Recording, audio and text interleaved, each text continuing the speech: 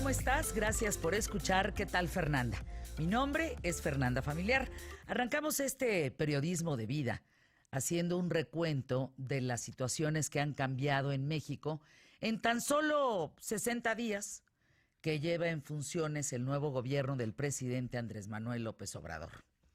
A partir del 1 de diciembre, el sexenio priista de Enrique Peña Nieto pues terminó, lo sabemos, marcando así no solo la culminación de un gobierno fracturado y a la deriva, sino también el fin de una tradición de partidos de derecha en la presidencia.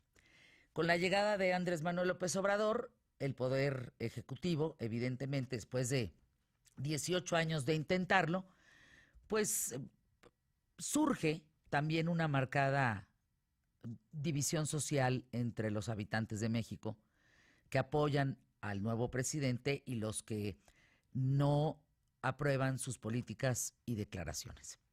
División que siempre ha existido por afiliación a los diversos partidos políticos, pero que en este caso es mucho más terrible porque ha estado marcada por la intolerancia, ha estado marcado por los insultos, bueno, hasta agresiones físicas, ¿no?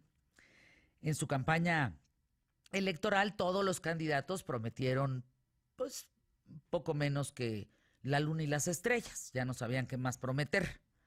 Algunos más realistas que otros, unos menos populistas, otros que estuvieron perdidos desde el principio entre el chiste y la falta de preparación. Pero en este caso, Andrés Manuel López Obrador, bajo el respaldo principalmente de Morena, gana de manera arrolladora las elecciones. Y ahora creo que vale la pena analizar cuántas de esas promesas han tenido continuidad y cómo es que vivimos hoy los mexicanos.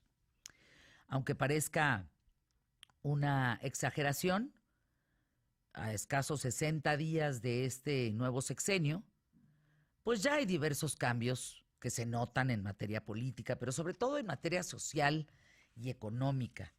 Y es un presidente, hay que decirlo, con el 90% de la aprobación actualmente, a raíz, por cierto, del tema del huachicoleo. Entonces, hay una gran diferencia entre decir y hacer. Y bueno, a partir del 1 de diciembre podemos enlistar varios puntos interesantes. Toma posesión, promete que el precio de la gasolina va a bajar en 3 años, pide paciencia a todos los mexicanos. Y bueno, sobre el tema de combustibles, pues sabemos que la lucha del gobierno contra los huachicoleros pues provocó este desabasto en gran parte de México. Combate que evidentemente deseamos todos que acaben en la cárcel, ¿no? Que se termine este asunto de los ductos, de ordeñar los ductos. Estas medidas preventivas pues generaron un caos, un desabasto. Sin embargo, aún afectada la vida de millones de personas que trabajamos diario, quedarnos sin gasolina o el transporte sin gasolina, pues es un tema, ¿no? Es un asunto, vimos la cantidad de comida que se desperdició, 10,000 toneladas, en fin, vimos que hubo muchas consecuencias en este sentido. Sin embargo, y esto cabe subrayarlo, la aceptación hacia el presidente es inmensa. Es decir, la gente está de su lado, la mayoría. Ha cambiado también, por ejemplo, la comunicación oficial del presidente con los medios. Esto, pues, lo vemos a través de las conferencias de prensa a las 7 de la mañana, que solamente se suspendieron el 25 de diciembre y el 1 de enero. Y bueno, esta nueva dinámica pues hace que reporteros que cubren la fuente, desde que él tomó el poder, pues han tenido que trabajar el doble, el triple, más temprano.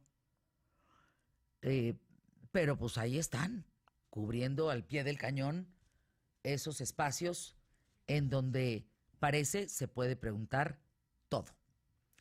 Hablando también de la prensa, fue el propio presidente que se encargó en crear una nueva división social cuando calificó a los medios que lo cuestionábamos como prensa fifí, los medios que no lo respaldamos, eh, calificativo evidentemente que sustituyó o complementó al famoso chayotero o chayote,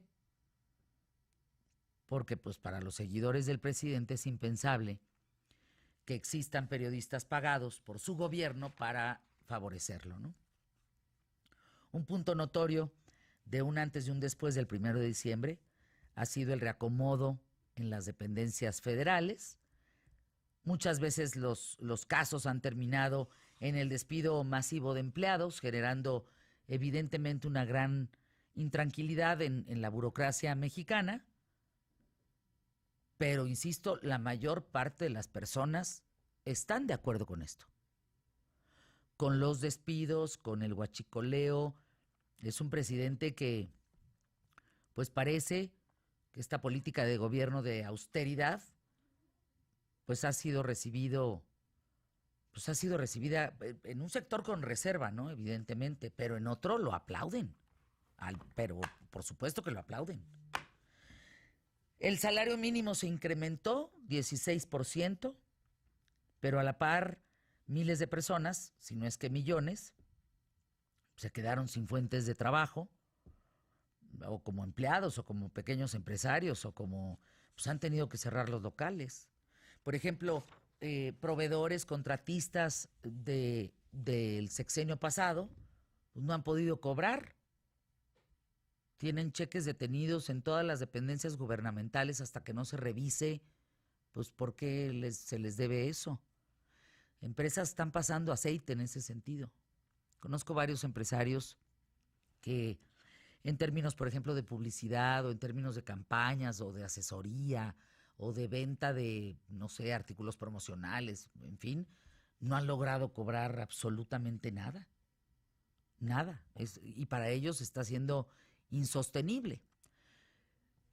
Antes del 1 de diciembre, pues se construía, lo sabemos, uno de los aeropuertos más grandes y modernos del mundo. Hoy las obras están suspendidas. Se perdieron millones de pesos invertidos en este proyecto. Las calificadoras internacionales no recomiendan a México como un país para invertir. Tenemos una deuda millonaria que vamos a pagar por esta cancelación. Lo mismo por el avión. Pero tiene 90% de aprobación. O sea, lo vuelvo a subrayar. Bank of America publicó la semana pasada que a nivel mundial los inversionistas prefieren llevarse su dinero a otros países de Latinoamérica antes de invertir en México porque temen de un momento a otro que las políticas del nuevo gobierno los afecten. Pero no solo sale dinero, sino no entra.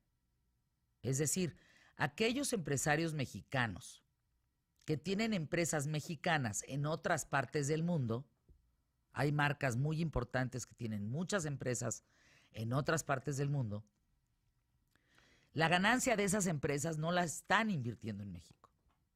Las ganancias de esas empresas internacionales no las están trayendo a México, no están trayendo ese dinero a México. Entonces, pues eso tampoco es una buena noticia.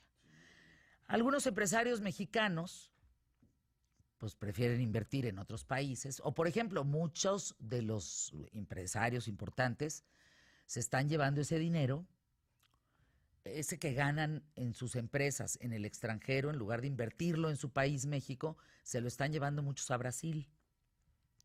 Hay una gran inversión de extranjeros, entre ellos mexicanos, en Brasil, con Bolsonaro. Entonces, bueno, pues ahí el tema es que al cabo el dinero no llega, las oportunidades no llegan y pues es difícil lograr tener más trabajo, ¿no? Más productividad, que eso es lo único que muchos pensamos.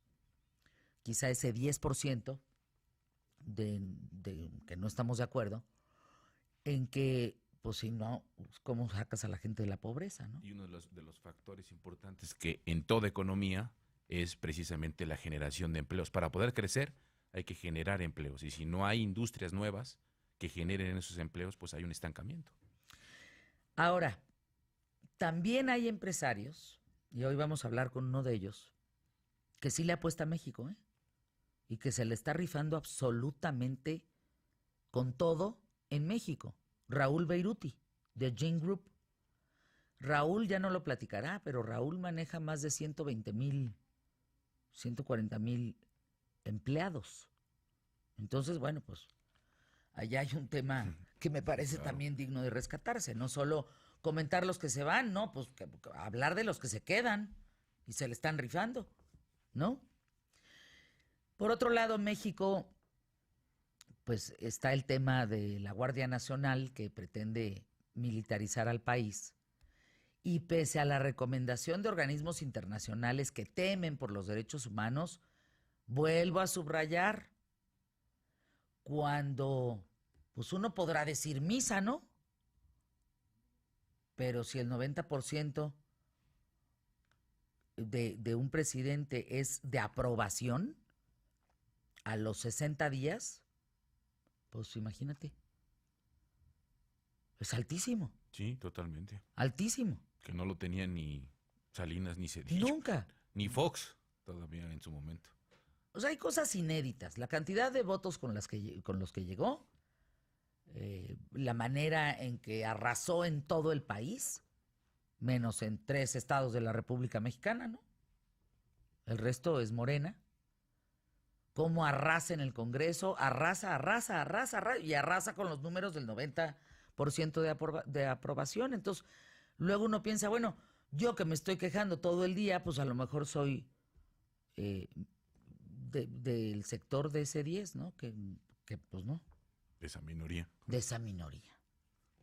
Por eso me dicen chayotera, ¿eh?